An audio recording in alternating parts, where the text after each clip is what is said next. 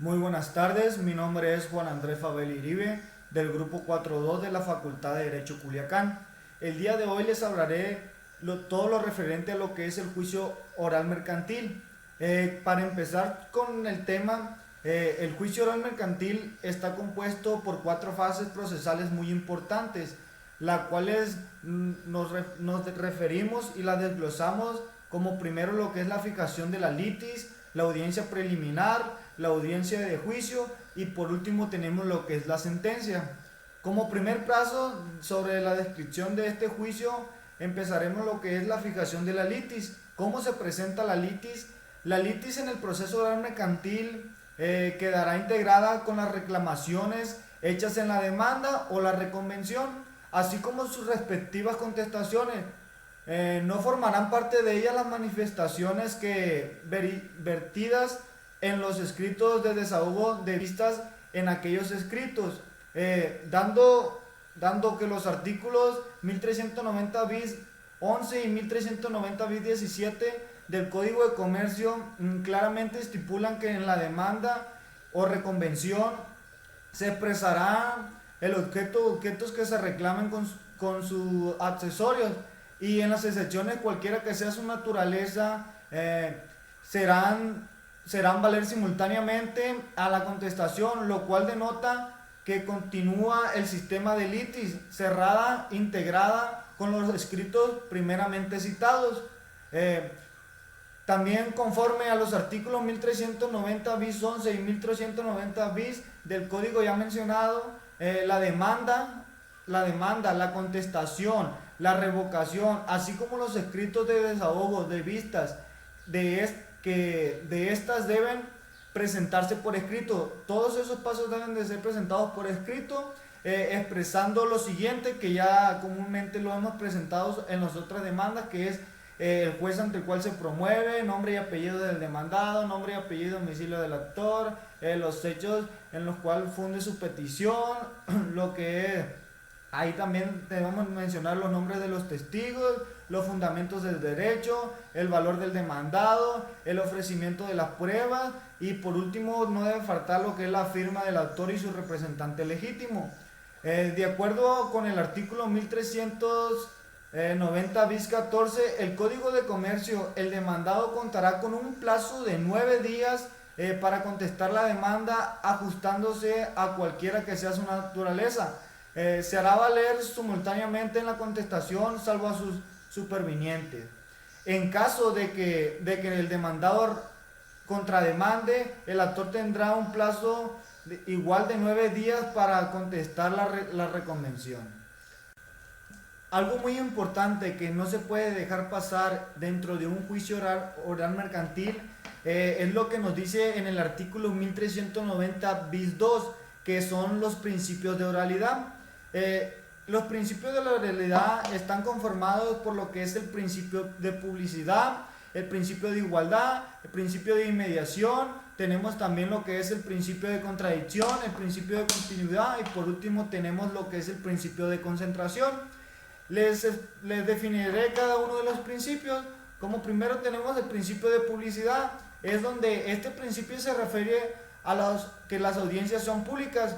Esto no quiere decir que el debate deberá realizarse a puertas abiertas. Luego tenemos lo que es el principio de igualdad. Esto nos dice que se reside a la obligación al juzgador de ser imparcial sin inclinarse a alguna de las partes.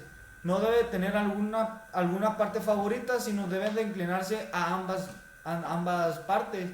Luego tenemos lo que es el principio de inmediación.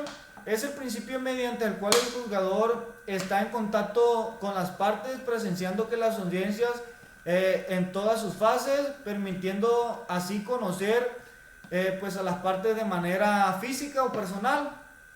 Luego tenemos lo que es el principio de contradicción. Es donde a través de este se garantiza el derecho de defensa de las partes.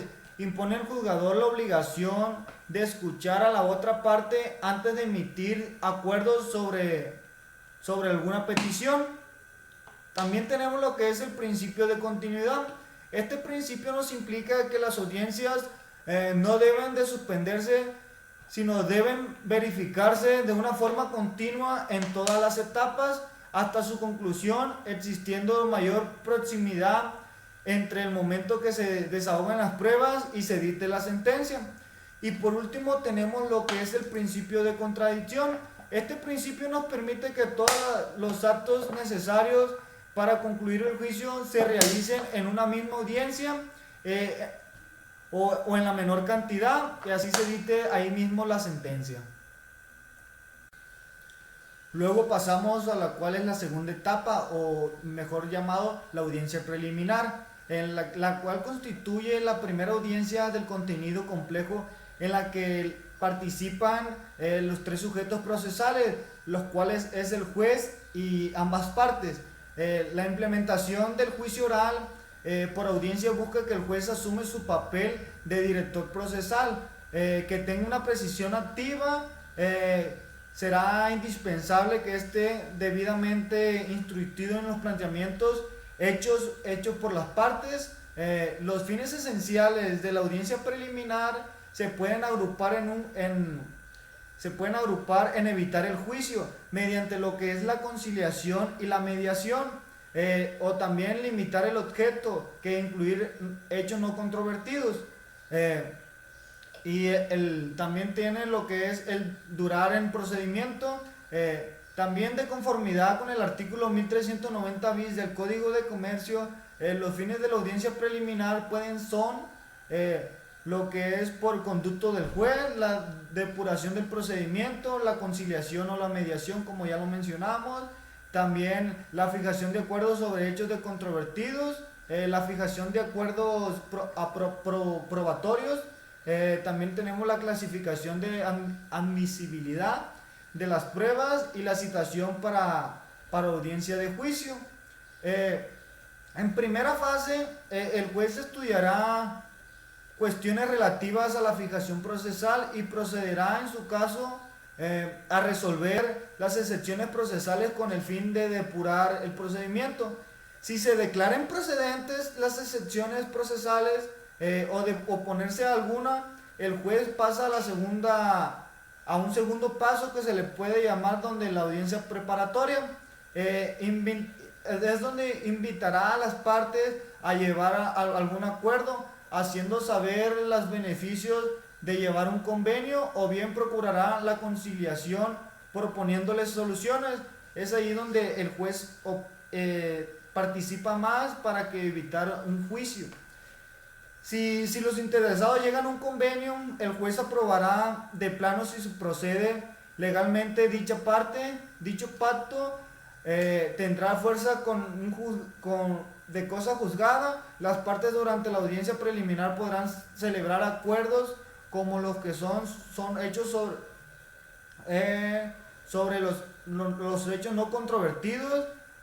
Los aprobatorios son los acuerdos aprobatorios en los que las partes coinciden respecto a las cuales pruebas resuelven innecesarias, o sea, las pruebas que no son innecesarias.